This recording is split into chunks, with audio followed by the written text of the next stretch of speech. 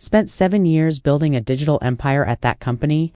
I automated systems nobody else understood, doubled their output, saved their budgets, trained their staff. But none of it mattered the day Jackson arrived. 19 years old. A trust fund baby in polished shoes. They were run this report now. And when I didn't jump, he didn't just complain. He marched into his father's office, the CEO, and shouted, "Fire her, or I'll make sure you regret it."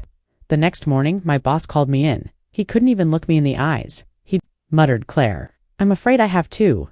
I leaned forward, calm and cold. "Check your inbox first." That's when everything changed. When Jackson walked into Helix Systems on that gray Monday morning, the energy in the office shifted, like someone had turned down the thermostat. Conversations cut off mid-sentence, keyboards slowed to a halt. The CEO's only son, fresh off the plane from some overpriced European business school where he'd spent the last few years networking more than studying, he hadn't worked a single day in corporate America, but here he was, walking into Helix Systems like he owned it. Because technically, one day he might. He didn't come with a resume, he came with entitlement. I watched him from across the bullpen as he strode through the office like he was doing us a favor just by showing up. He shook hands with some of the senior staff only, the ones with titles, and ignored the analysts, engineers, and team leads like me who actually made things run. He reached my desk without introducing himself, without even pretending to be polite, just pointed at my screen. "Why are you still using that model? The new spec is live." I looked up slowly. "Because the new spec hasn't passed regression testing," I replied, keeping my tone neutral. "It failed the final stress batch last Friday." He narrowed his eyes like I'd just told him he was wrong in public. "That's not what the sheet says." I wrote the sheet. There was a pause. A flash of red hit his cheeks. I could see him wrestling with himself, deciding whether to assert dominance or back off. He chose the former.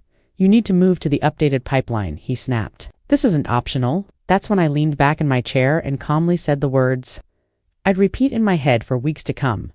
"I don't take orders from interns." Without another word, he turned on his heel and stormed off straight into his father's glass-walled office. The door slammed behind him. Everyone stared, wide-eyed, pretending not to listen, but failing miserably. Through the glass, I could see him pacing, gesturing, yelling. His father, Walter Weller, sat quietly behind the desk, rubbing his temples. The conversation lasted only 7 minutes, but the tension it stirred lingered like smoke in the air. The rest of the day passed in slow motion. My coworkers avoided eye contact, unsure of whether to offer support or distance. I kept working, not because I wasn't worried. I was called into the CEO's office the moment I stepped inside. I knew Walter couldn't meet my eyes. He looked smaller than usual, like someone had deflated him overnight. His voice, typically calm and commanding, now sounded cracked and paper-thin. "Claire," he started, sighing as he folded his hands. "I'm afraid I have to let you go." It didn't feel real. It didn't feel professional. This wasn't about performance. I'd led the data pipeline team for 3 years, saved the company millions. By redesigning the automation process, my last quarterly review was glowing no. This was personal. This was a boy throwing a tantrum and a father giving into it. I stared at Walter for a long, quiet second. Let the silence expand between us until it became uncomfortable, until the truth sat heavy in the air. Then I leaned forward slightly, locked eyes with him, and said only 3 words. "Check your inbox." I stood up and walked out without waiting for a reply. By the time I returned to my desk, my hands were trembling, but not from fear. From fury, from justice long overdue. Because while Jackson had been busy pretending to be a leader, I'd been documenting every email, every system change he pushed through without approval, every time he deleted logs or skipped QA protocol, every manipulation of internal reporting metrics to make his pet project look better than it was. The last straw had been 3 days ago, when he forced a junior developer to deploy a beta script into production without testing. It nearly corrupted a major client server. I had the Git history. I had the emails. I had the screenshots, and I'd sent them all neatly compiled in a PDF, timestamped and sourced to Walter Weller's private inbox 10 minutes before the meeting. As I packed my things, I didn't cry, I didn't beg, I didn't even look back, because the moment Walter opened that file, the real fallout would begin. And Jackson, he had no idea what was coming. I walked out of that office without a single cardboard box in my hands, not because I was in shock, but because I'd already cleared my desk. Not that morning, not the night before. A full week ago I knew this was coming. I didn't know the exact day, the exact hour, but I had seen the signs as clearly as the red flags waving behind Jackson's smug smile. He was arrogant, yes, but worse, he was dangerous. Not in the brilliant disruptor way startups idolize, no, dangerous in the spoiled rich kid way. The kind who's never been told no. The kind who mistakes confidence for competence. The kind who plays with people's livelihoods like toys he never earned, and his father. Walter Weller, the CEO of Helix Systems, was no villain. He was just tired. A shell of the man who had once built a data empire from a basement server. Jackson's arrival had been a countdown. Everyone knew it. Every line of original code I'd written, every client proposal I'd led, every test log I'd supervised, timestamped, backed up, archived twice, once to the cloud, once to an encrypted local drive. But I didn't stop with just protecting myself. I started digging because there was one thing Jackson wouldn't shut up about: his big idea. The revolutionary system he claimed he was building, a real-time AI-powered integration model that would change how clients processed predictive analytics. He presented it at an all-hands meeting 3 weeks ago, with sleek slides and buzzwords he didn't understand. I watched from the back of the room, arms crossed. I'd seen a dozen big ideas over the years, some brilliant, some half-baked, but this one felt ... wrong. The logic flow didn't match the way he talked about building it, the structure he described. Too advanced for someone who still asked what a regex was in meetings. So one night, I stayed late after everyone left. I logged into the sandbox environment that Jackson had been using for his research. It took me 20 minutes to find the repo. I downloaded the code, and then I ran it through a similarity checker against open source libraries. It matched. 92% identical to a public repository on GitHub, maintained by a small group of German developers. The comments were still in German in some places. Helix proprietary AI, and started building a facade around it. I sat there, staring at the screen, and my anger turned into something else.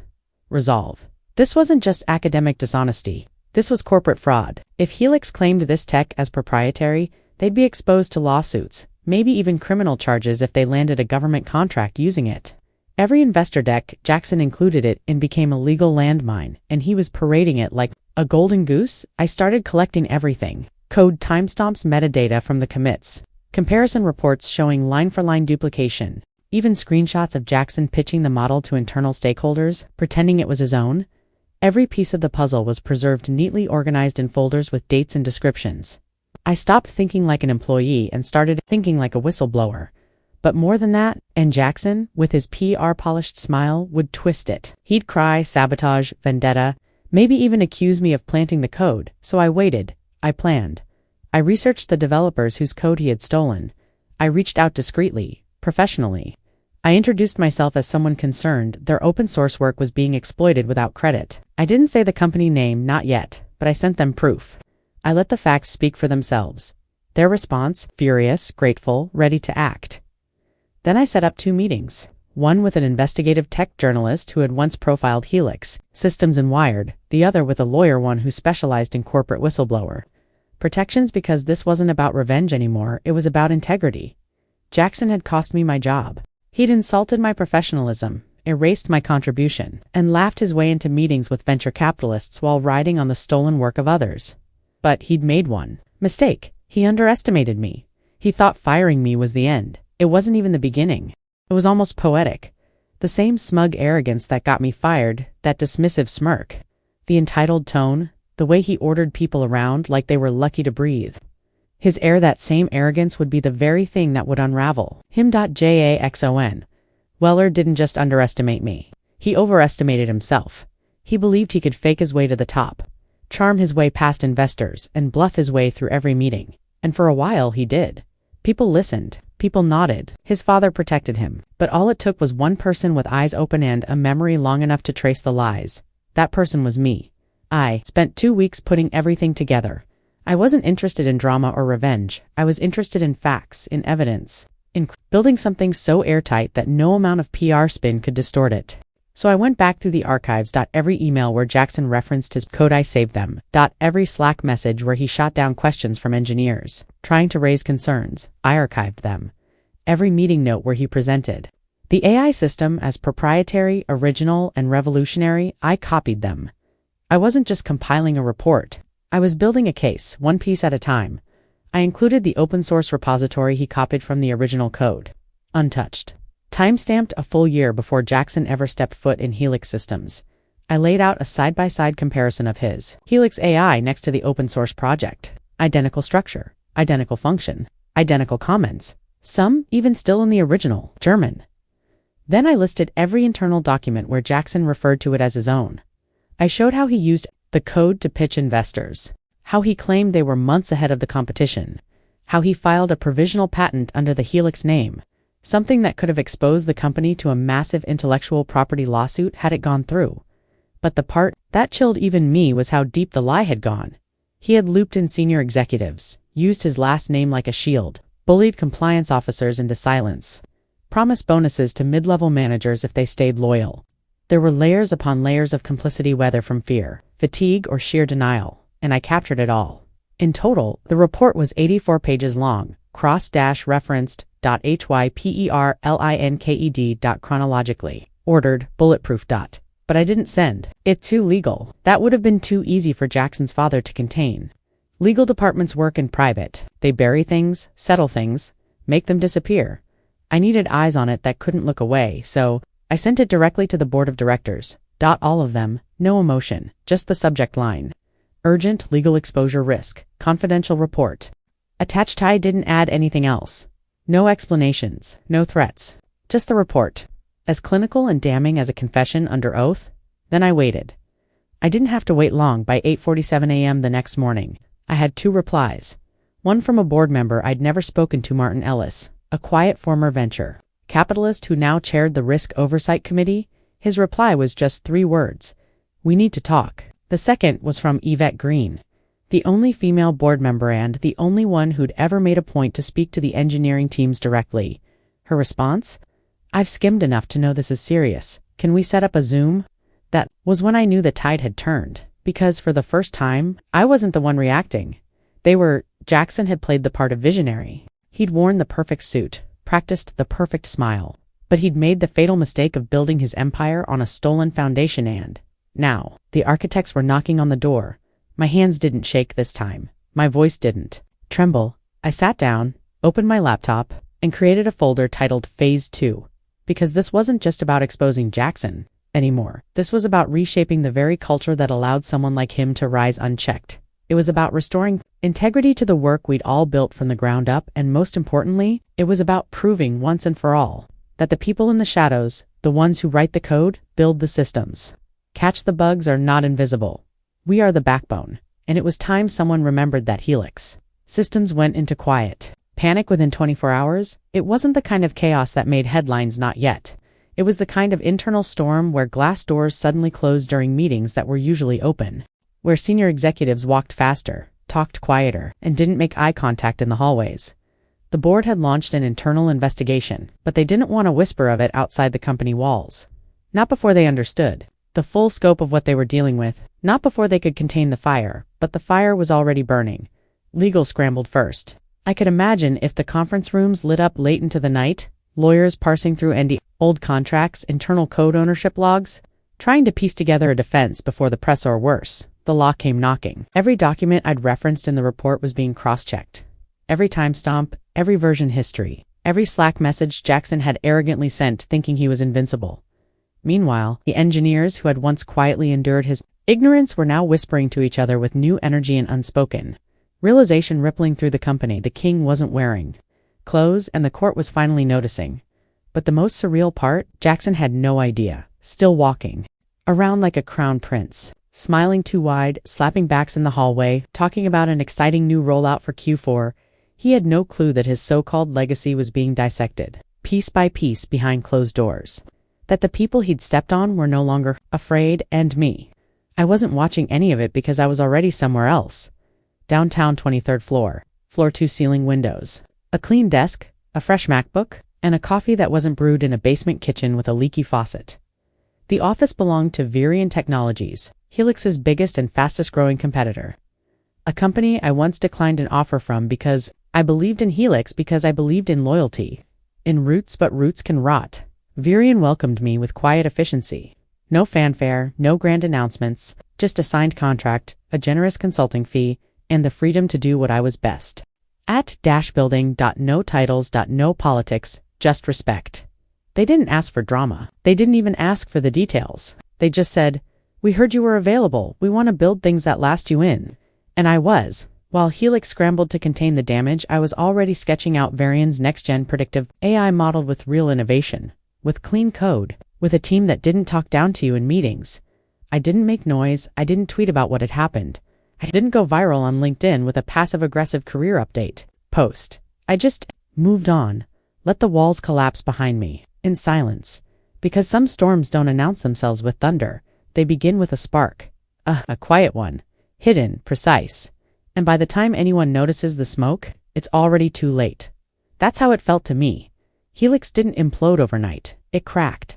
From the inside, word began to leak through industry whispers, clients pulling back, internal audits expanding, venture capital firms quietly requesting updates. The press hadn't picked it up yet, but you could feel it. The foundation was shifting, and at the center of that shift, a simple question being whispered in boardrooms: who started this? They wouldn't find my name in the scandal. I'd been careful. No breadcrumbs.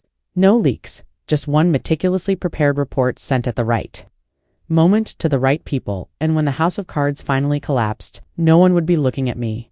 They'd be looking at the man who built his empire on stolen code, at the father who let his son pretend to be a king, at the executives who looked the other way until it was too late.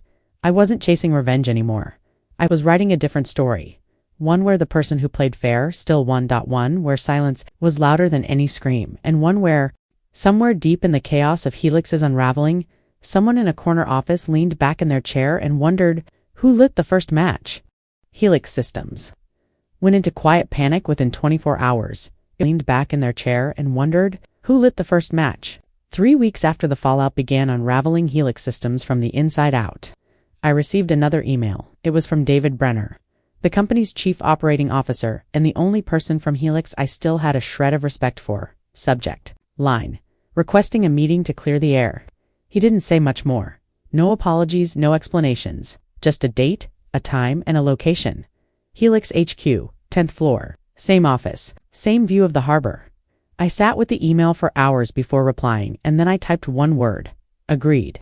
Walking back into that building felt like walking through the memory of another life. Same chrome elevators. Same polished tile. Same receptionist who looked up with a startled gasp when she saw me. But everything had changed because this time, I wasn't walking in as an employee. I wasn't walking in as someone they could dismiss. I was walking in as a reckoning. The glass conference room hadn't changed. Still framed by the soft sound of harbor waves in the distance. Still flooded with natural light that looked too clean for corporate politics. David stood as I entered. He looked older, somehow thinner, more weathered, like the weight of 3 decades of corporate diplomacy had finally caught up with him in the last month. Claire, he said, his voice lower, almost cautious. Thank you for coming. I gave him a slight nod. Then I looked to his right, and there he was. Jackson. For once, not smug, not talking. He looked small, pale, unshaven, wearing a suit that seemed too big for him now. The sparkle he used to fake so well had vanished from his eyes. He didn't say anything, just stared at the table in front of him like he was trying not to exist.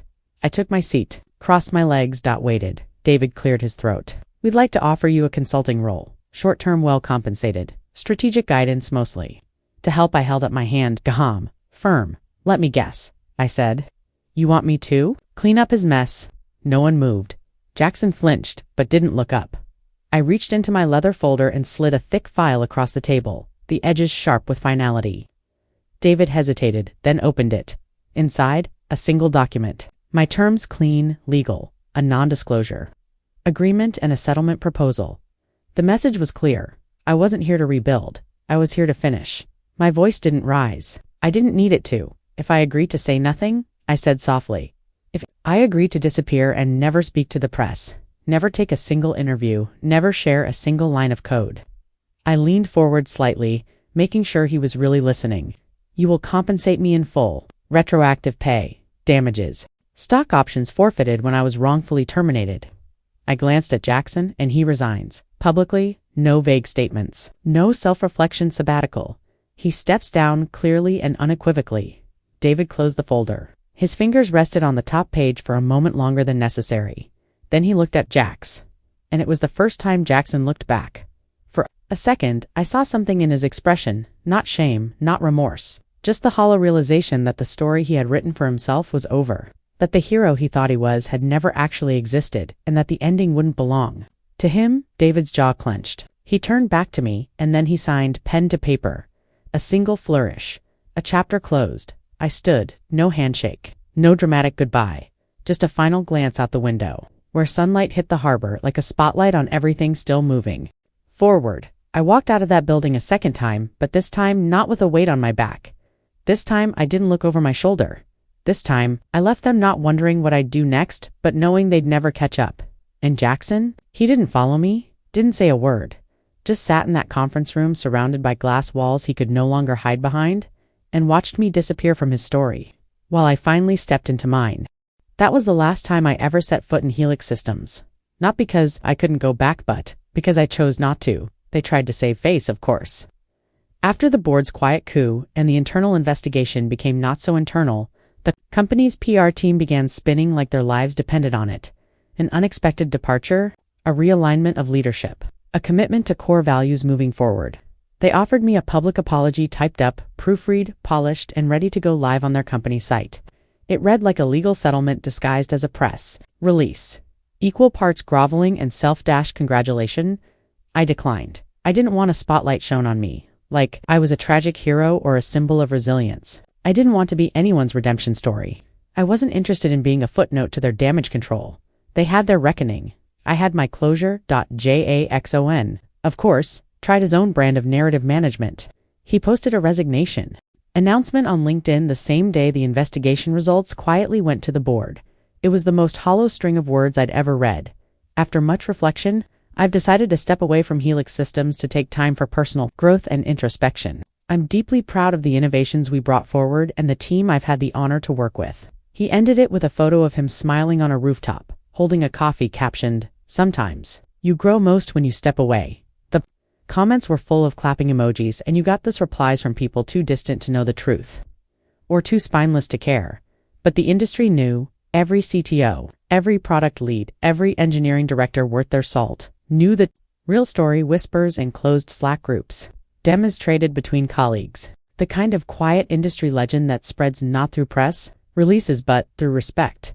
I didn't need revenge anymore because I'd already won. Not in the way the movies show, with headlines and takedowns and dramatic monologues. I won because I walked away with something Jackson never had. Freedom, real freedom. Not just from Helix but from the politics, the posturing, the need to prove myself to people who never really saw me. I was done begging for space at the table. Done playing chess in someone else's game today. I lead strategy at a firm where vision matters more than ego, where engineers are treated like architects, not factory workers, where the loudest person in the room isn't automatically assumed to be the smartest. My title. I don't even use it unless I have to. What matters is that my time is mine. My ideas are mine. My rules are mine. I build things that last, and for the first time in years, I do it with people who look me in the eye when they talk to me. I once got a delivery of flowers to my office note card, just a familiar scent and a signature arrangement.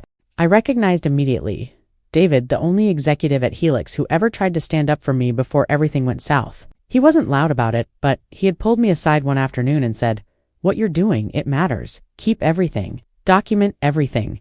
You're smart to prepare." He never took credit, never asked for anything, just watched, quietly from the sidelines and, when the dust settled, sent flowers. Jackson, on the other hand, he tried to connect with me on LinkedIn. No message, just the button. He must have thought that a year had been long enough, that I'd moved on, that maybe I'd accept and forget, pretend none of it happened, maybe even laugh about it at a conference one day. I didn't even block him, I just left him on ignore. Not because I'm petty, because I'm done speaking his language, because I know something now that I didn't fully understand back then. Silence is power. Silence is the answer that doesn't need to justify itself. Silence is the door that doesn't open again. Silence is the loudest ending of all. So no, I didn't get a headline. I didn't take a victory lap. I didn't set the internet on fire. But I rebuilt my life brick by brick, on a foundation no one could steal. I didn't just survive. I thrived. And if Jackson ever wonders how everything slipped away from him, all he has to do is think back to that morning in the Helix Systems bullpen, the moment I looked him dead in the eye and said, "I don't take orders from interns." If you've ever been underestimated, talked down to, or replaced by someone who didn't earn it, remember Claire's story, because when they fire you without cause, you don't get even, you get better. So if you felt that in your bones, like, share, and subscribe. Someone out there needs this story just as much as you did.